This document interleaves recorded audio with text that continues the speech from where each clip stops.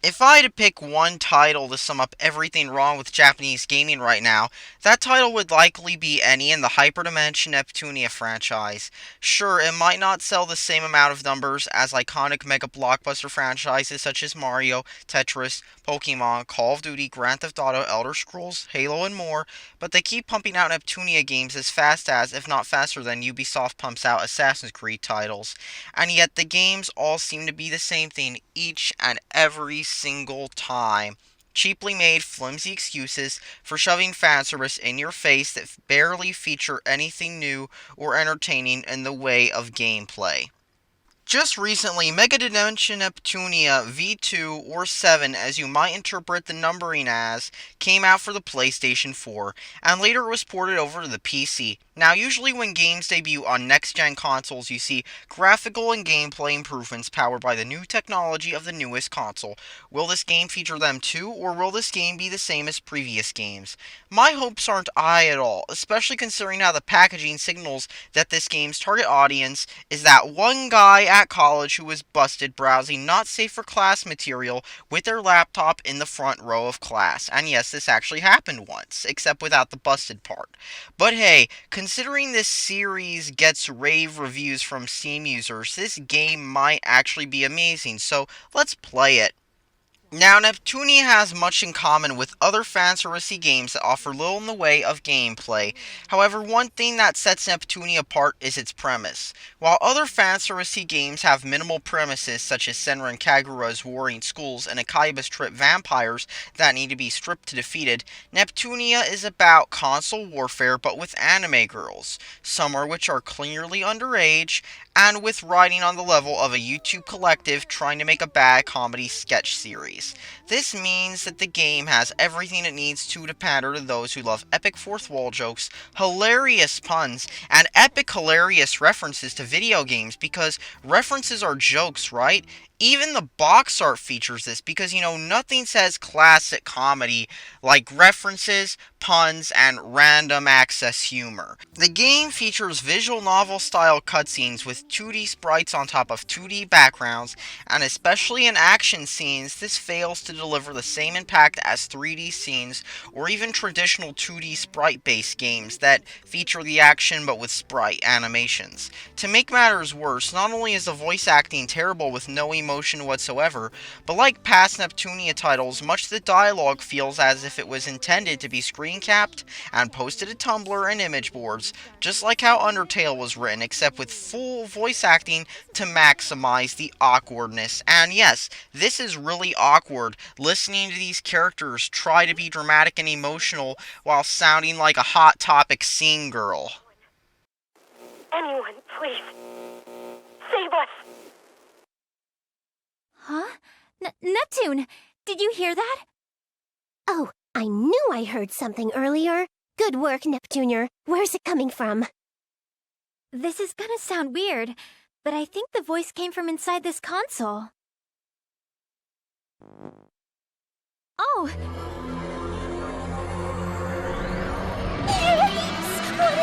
What is this? Why are we getting swallowed up in our own room?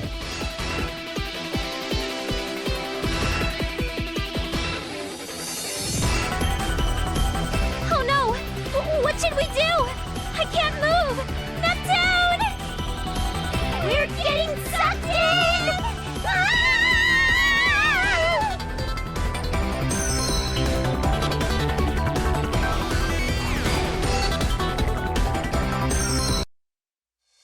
Neptune? Neptune? Please, wake up! Neptune, please! Oh, come on, Nep Jr. Give me 10 more minutes. This isn't the time to be sleeping! Look! Look around! Ugh, you're so noisy. Wait, did Isti find out we're slacking off to fix that console? Has she finally morphed into a bloodthirsty demon? Huh?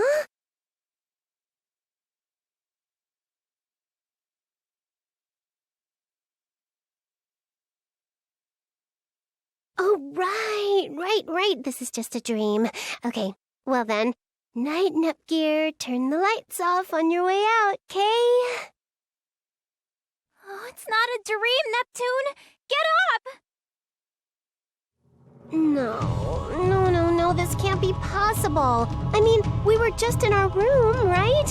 Why would we suddenly be in a place like this? I don't know. When I came to, we were just here. What happened? Well, I don't really know where this is, but I don't think it can be helped. The city's collapsed, there are weird cracks in the sky, but this is totally a normal occurrence in games. Neptune, even if it happens often in games, this should not be happening here, in reality. Yeah, but let's not sweat the small stuff, alright? Hey, there might be some NPCs out and about. Let's go for a walk. I'm sure that'll be 10 times better than moping around in a place like this. Yeah, you're right. It's better than just waiting around for an event to appear. That's the spirit. Let's go.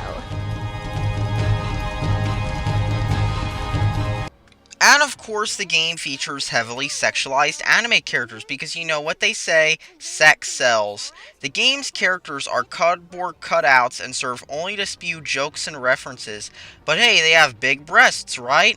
I mean, dude, breasts. So epic. This is as shameless as the local radio station where I live advertising hot girls on their website to try to get people to visit their website nobody visits except to stream them when the radio signal's bad. There's a storyline about something console war, and it's clear that the creator is more obsessed with Sega and the Dreamcast than Jeff Mangum is obsessed with Anne Frank, except Neutral Milk Hotel's a good bad and Neptunia is a terrible game franchise.